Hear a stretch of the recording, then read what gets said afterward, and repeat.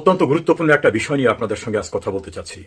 শেখ হাসিনা সরকারকে উচ্ছেদ করার সময় রাষ্ট্রের ঋণ ছিল 2 লক্ষ কোটি টাকা, যেটা ইউনূস সরকারের বাণিজ্য উপদেষ্টা তার একটি প্রেস ব্রিফিং এ বলেছেন। শেখ হাসিনা ক্ষমতা আয়িত হন তখন আমাদের আন্তর্জাতিক দেনা ছিল 2 লক্ষ কোটি টাকা, সেটা এই বছরে এসে উপনীত হয়েছে 23 লক্ষ কোটি টাকার উপরে।